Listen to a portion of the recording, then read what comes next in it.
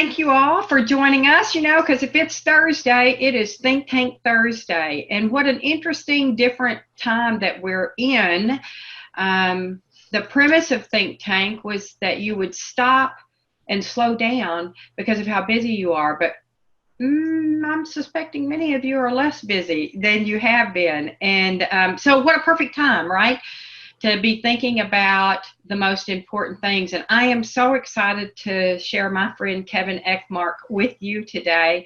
I've known Kevin, oh my gosh, Kevin, when did you first jump into the entertainment world? It's probably been close to 6 to 8 years. About. I knew it had been a little while. Time goes so fast, and you have really grown up in the industry, have done some magnificent things. I'll let you talk about that, and I want you to be able to share where you are and kind of how you got here, because you're so, you're so thoughtful, and I don't know. You strike me as somebody who's pretty deliberate about what they do, and kind. I'll just not forget the first time we met. I believe it was at a Midwinter Summit BPAA meeting. Is that how you remember? That's probably it, yeah. Yeah. And anyway, so Kevin Ekmark, tell them who you are. What are you doing nowadays? Yeah, for sure. So my name is Kevin Ekmark. I grew up in Atlanta, Georgia. Lived there up until about 3 years ago when we moved across the country to Colorado, and started a couple of new businesses. So before that, I was the owner and CEO of TrustWorks, which is I've divested from, but they're still going strong. And I'm sure you see them in the FEC world a lot. And so now what I've done is I have my own little consulting firm. But I also have a company called Flipforms that primarily caters to high performance marketing. And so if you're looking at people who generate anywhere between 5,000 to 100,000 leads per month, those are the people that the software is catered towards. Okay. 5,000. Did you say generate how many leads? 5,000 to 100,000. Oh, wow. I mean, what company wouldn't want that? And my word right now, that's important. And is that just business to business, Kevin, or is it business to consumer? That business is business to consumer primarily. Okay. Wow. So that's going to be a big deal, because I think in the family entertainment center market, there's going to be lots of messaging, right? There's going to be so much messaging to consumers about how safe is it to come and play. Right. Are you ready to play? Don't you think? I mean, I don't know. What do you think? You think people are going to be ready to get the heck out, or are they going to be too cautious about how safe is it to be out? Right. I really think that it's going to be a state by state cases, right? Oh yeah. And I think you're going to see certain people are ready to move, right? So the Washington area, Colorado, we're starting to flatten over here. So things we think are going to get back to normal. If you're in New York, it's going to probably take a little bit longer. So I think you're going to see it a little bit different across the country. The things that I think people will be really interested in are probably private parties. Oh, I agree. When there's a limited amount of people, but they have more access to getting out.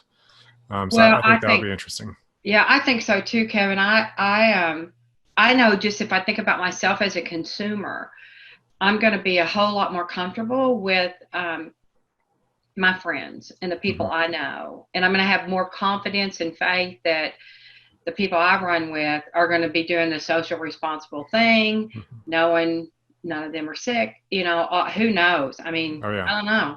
And it's going to matter how we message, I think, all that stuff. So absolutely. And I'm probably asking this as selfishly for myself as I am for our listeners. But as you think about the kinds of things, and you can describe the kinds of things that you guys do at Flipforms and stuff, what could be done right now while things are shut down? So I think with small businesses in general, specifically family entertainment centers, they should be looking at the infrastructure of their digital assets. So getting their CRM set. I mean, there's so many things that we've been putting off because we're so busy. Yes. Now is the time to actually look at your infrastructure, look at your digital assets. Like, how's my site look? How's it performing? Is now the time to actually switch over and pull the trigger, getting your CRM or your party booking system cleaned up, getting all the products and the actual parties cleaned up, the things that help you run more smoothly that you should have been doing. Now's the time to do it. And so detailing all those little things that are going to help you get back into the game way sooner and then way easier are what I would be spending my time on. That's great. That's great. And you use the word digital, and it reminds me that I didn't say thank you to our digital sponsors. I want to interrupt real quick and thank Bowling Music Network and Redemption Plus. They are our partners and our digital sponsors for the things that we do, like ThinkTank and webinars and things like that. So it's funny that you mentioned get a CRM in place, because, at Turnertainment, we do so much sales coaching. Mm-hmm. And one of the first things that we discover is most of the time, many times, people are still using a spreadsheet, or the salesperson that they have is using their very own, that doesn't show up. There you go. Their very own date book. And so when that salesperson leaves, so do all the leads and things like mm-hmm. that. So I'm really happy that you mentioned the CRM. I know in our company, we use Zoho. Mm-hmm. We've tried Salesforce, and we've worked with Salesforce and some other platforms. We always find it's a little more complex, and that it's expensive, and so for the complexity, we don't feel like we get the big bang for our buck. Where Zoho seemed to fill the bill for us. Do you have a CRM that you like to recommend? Yeah, I love Nutshell. Nutshell is a company that we used at Trustworks. It helped us scale significantly. It was when I look back at Trustworks, what was the difference between us basically 10xing the business. It was the day that we started getting into Nutshell, and it was because it provides a cadence for you and everything. Are you saying nut, N-U-T, or net shell? Nut, like a little, nut. The shell of a nut. Yep. Nutshell. I can't even believe that. I haven't even heard of that one. I'll have to look that up. Yeah, it gives you that the things that you would want in Salesforce, but a very simplified user experience. And I like Salesforce for a lot of applications. There's a company in Atlanta called MarketWake that they do fantastic implementation for Salesforce. Not every company needs it. I think Zoho or Nutshell is also great for small businesses. Well, I know if I had somebody to really administrate and things like that, and would use Salesforce in the way it's intended, absolutely. There's probably not a better platform out there. Mm-hmm. But for what we do, I just never felt like I was getting my money's worth. So what other things do you think in shutdown mode? What's okay? Because I know this comes up a lot, and I've certainly thought about it a lot. What's okay to promote? Because from a digital space, if you're selling something and people don't have any money, how okay is that? And of course, I say that, and I got a million things in my inbox, and have even made purchases, just this week, of people who have done marketing and have done it well, and I've clicked and buy. That's what we call them in our company when people buy our manuals or sign up for boot camp or conference. We call those click and buy products, and I sure would like to get better at that. Yeah, absolutely. In shutdown mode, what's okay? Yeah, I think it also depends on your area, right? How shut down are they? How affected are they? And there's, for instance, Colorado's, it's not that bad compared to the rest of the country. And so I get pretty relevant emails that, we're still buying stuff. A lot of people that I know are still in business. I mean, their business isn't as strong as it was before, but there's also the faith that it's going to come back.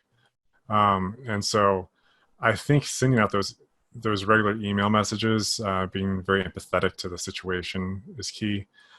Overall, I think most people want to support small businesses right now, right? Yeah. You can see how everyone's banding together for the restaurant industry. And so no one wants to see those people that are the people who we've visited on a weekly basis, basically, go under because they can't visit them because of social distancing. Right. So I think there's a lot of empathy behind it. And so if you can deliver a message like that, keep it simple, keep it clean, I think it's appropriate. Good, good. So what avenues should I use? How should I start advertising? Yeah, I love, well, the avenues, the avenues I love are email, SMS, and Facebook ads primarily, but Google ads are great too. I've last year probably ran, I don't know, about $2 million worth of ads. And so it's a fantastic product. I think right now the price for ads is so low compared to what it was before. So if you're thinking about getting back into the game and you have a kind of good idea of when you're going to reopen or kind of soft open, then getting a ad plan together is really appropriate, so that you can hit the ground running and take advantage of the low cost while they're this low. I mean, the prices have dropped 80% to run ads across the board. What's that about? And how long do you anticipate that the ad that'll stay that low? It's the demand. I mean, you're looking at companies like Expedia who have slashed their advertising budget significantly. I was watching their CEO talk today, and they were going to spend about $4 to $5 billion on their ads this year, and they've dropped that down to $1 billion. And so you're looking at people who are just major players who are exiting the ad market right now. Hilton's the same way, Marriott. So if you look in the hospitality industry, you usually see a lot of these trends pick up pretty quickly, especially right now. And so with them out of the market and a lot of other small businesses out of the market, you're seeing an opportunity if you can get in. Wow. Okay. So basically follows the law of supply and demand. If the supply is real high, I'm sorry. Yeah, they have lots of. It's kind of like oil. We have lots of supply, but little demand, so the price fell. Okay, I get it. I'm not a great math person, but I do understand a little bit about economics. It's interesting. You said, so you mentioned Google AdWords, Facebook, and you said SMS. I'm sorry, I just don't know what that is. Texting. Oh, SMS. Oh, texting. Okay. Yeah, so there's so many great texting platforms now. There are some fantastic companies like drips.com, or I just met with Voxy.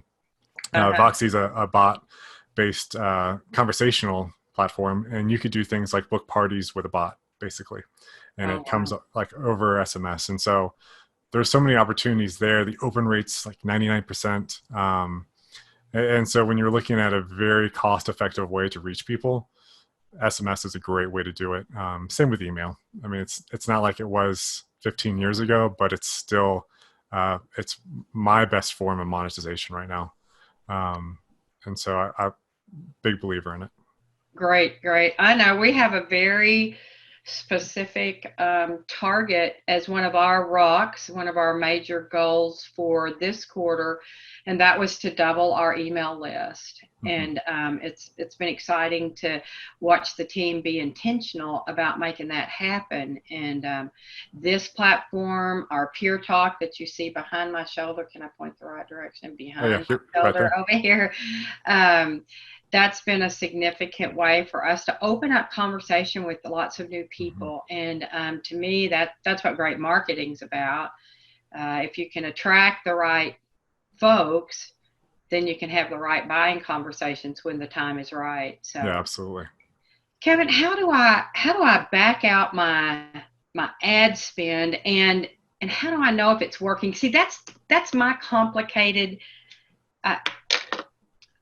Marketing's complicated for me. It's like mystery or magic, where I can, in sales, I can say, if I talk to this many people and have a meaningful conversation, if I try to talk to this many, I have a meaningful conversation with X, and I can close Y.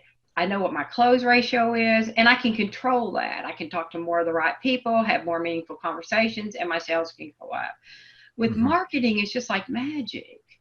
and it's a Yeah, mystery to me. So, I think you're not alone. One of the things that helps keep marketing people in business is the ability to back out the ad spend or the marketing spend, right?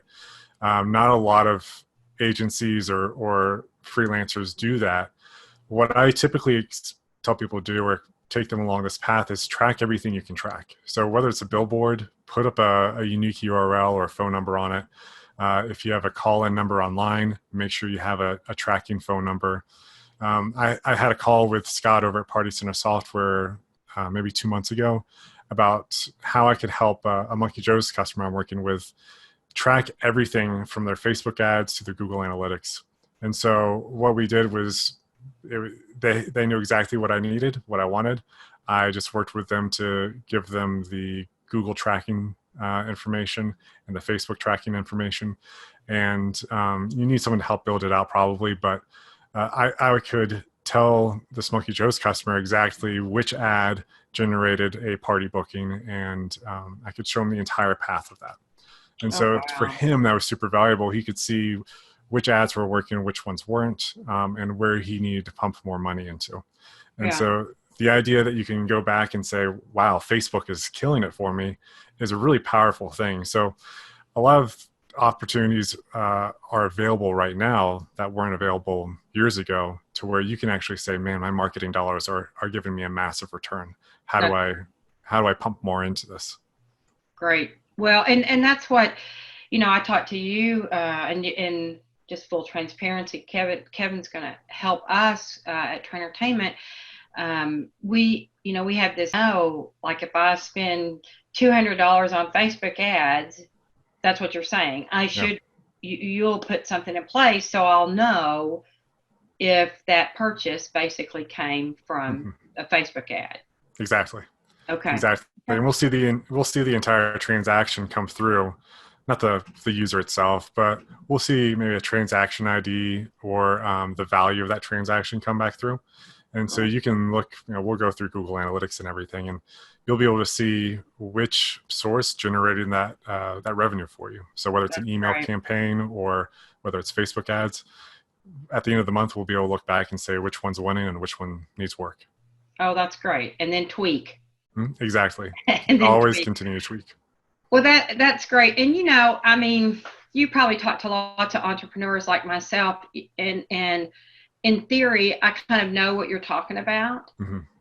I think I'm smart enough to do some research and learn what you're talking about, but I don't want to do that. Right. And I don't have time to do that.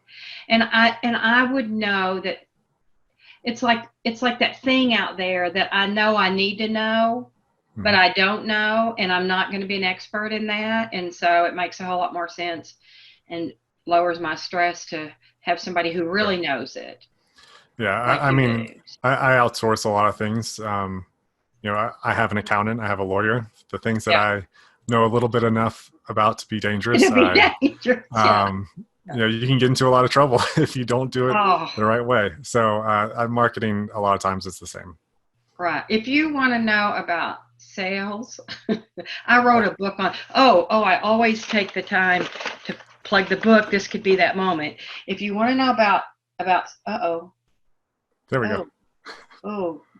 Shoot. If you want to know about selling, I'm your girl. I could do that. If you need leadership and business coaching help, I feel pretty comfortable that I could help with that. But man, and I know people would think marketing is sales, but it just is not. No, it's not. And right now is another great time to be investing in your sales training too. The biggest thing that's ever changed my life isn't the marketing, it's the sales training that I've received. So that's great. I think everyone, if they've got the time to do it right now, they should be doing sales training. Oh, that's great. Well, we have an exciting new course coming that we're not really supposed to be talking about, but there's going to be a lot of opportunity. We're excited about what's coming. How do I scale my advertising spend? So right now, cash is king. I'm feeling really conservative. I'm looking at every single place I can cut, but I know like our biggest our biggest goal this quarter is what is our go-to-market strategy. It's like everybody is reopening. And so how do I scale thinking about spending money when I'm trying to be really careful about spending money? For sure. That's a hard question. It's funny you said cash is king. I always look at cash flow. And so cash flow is something that I'm hyper focused on because I feel safe right now. I've got money in the bank. Right. But how do I grow that and keep it coming in? Because what I need are, my bills paid every month. I don't want to deplete what's already there. Yes. And so that cash flow, a lot of times what people will do is they start working, let's say $1,000 a month on Facebook, and they'll stay at $1,000 a month on Facebook for 12 months. That's not scaling up. You're not doing anything. You're just continuing that cash flow. Hopefully, if you're tracking it, I'm working with a customer right now that we're trying to readjust their mindset. I'm getting them about a 15x return on their ad spend right now. Wow. That's and even through all of this stuff. And it's reworking their mindset of, okay, we're spending $5,000 a month right now on this. What's next? And when I told them, like, well, we should be spending every day 50 to 100% more until we find that diminishing returns rate. And so, how far can we get this? Can we get you to $500,000 a day or $1 million? How far are you willing to push it? Because if you're at 15x right now, you've got room to scale up. Even at 3x or 5x. 15 times whatever he's investing. So if I invest $100, he's a day, just say a day, and you're getting $1,500 a day. Well, I would absolutely invest $200 the next day to see if I could get 3,000. Again, not good at math, but I get that. But yeah, so people don't think about it as like you're making an investment, and where else are you going to get a 15x return, right? You're not going to get that anywhere right now. And so worst case scenario, you break even and you have a 1.5x return or 1.5% return on your credit card. Right, so also better than sitting in the bank. Right. And so it's one of those things where if you can mentally wrap your mind around, I'm making an investment and I've got cash flow coming through. If it's on a credit card, you've got 60 days basically to pay it off. Yeah. And so how can I continue to scale this up as far as possible? Okay. Well, that's exciting. We got to talk about this next boot camp campaign then. Okay. Yeah. We'll get off here and you can help me. How's that? So perfect. Oh my gosh. Well, this has been timely and helpful. Really, really helpful, Kevin. I hope others will understand how important it is to not wait. Like I'm a little bit obsessed. One of the things that's hitting me this week is we can't sit around and wait. Yeah. That's not what entrepreneurs do. We don't wait. And I think what you had to talk about today is what can we be doing right now? And so really appreciate that because that's helpful to me. I don't know how you're doing, but I definitely have a little bit of this going on. For sure. I don't know how I would be human if not, and I suspect other business owners are having the same challenges. And I think communicating and messaging to the people we're going to serve, that we are serving today and that we want to serve in a big way in the future, I think that's an important conversation. Before I let you go, before I let you go, I would ask you to answer our signature Think Tank Trainertainment question because, we really at Trainertainment, we think our main purpose is to help others grow. We think that helps businesses, communities, families. And so with that in mind, I'm curious to know what you do on a consistent basis to help yourself grow or even to help others grow. Yeah, absolutely. I think it's a great thing to get out of Think Tank and Trainertainment in general. One of the things that I've been doing pretty consistently for the last couple of years is trying to increase my actions. And so I think that the more action I take, the more results I'm going to get. Okay. And so my favorite way of doing that is through LinkedIn. And we've talked about this before. Yeah. Going through LinkedIn, I can increase my exposure and obviously make things happen, increase my opportunity to sell, but I can also use it to leverage my relationships and help other people out. So simple things like liking, commenting, sharing other things from other people that I think are relevant, or just even giving them a shout out. There's a huge opportunity to do that on social media. My tool of choice is LinkedIn, but yours might be Instagram or Twitter. And so I think that's a great way to increase your actions so that you're doing something, you're making connections, you're growing your circle, but you're also making an impact on someone else's life. Oh, that's fantastic. I love that, Kevin, because I think sometimes the place between here and here for growth is the fact that you just don't get started. Yeah, You know, absolutely. Zig Ziglar said motivation, kind of that desire and want to do something, is the thing that can get you started, but habit is the thing that keeps you going. And to me, that's where the action lies, is like if you create a habit of action, you get so much done. So, Absolutely. oh gosh. Well, this has been a ton of fun. I hope you'll come back Yeah, thank you. because I've loved it. yeah, I mean, this is today. I think we're going to have the kind of get into life. And I don't know if that just may be gradual and slow. I suspect it might. And then eventually what will normal look like, right? So we may Right. need you at least 2 more times. Would you promise Perfect. to come back? Absolutely. That's great. How can people get in touch with you, Kevin, if they want to reach out to you? You can go to kevinekmark.com. That's where my blog lives, and there's contact information there. And then I can share some other information if you'd like it later. That's perfect. That's great.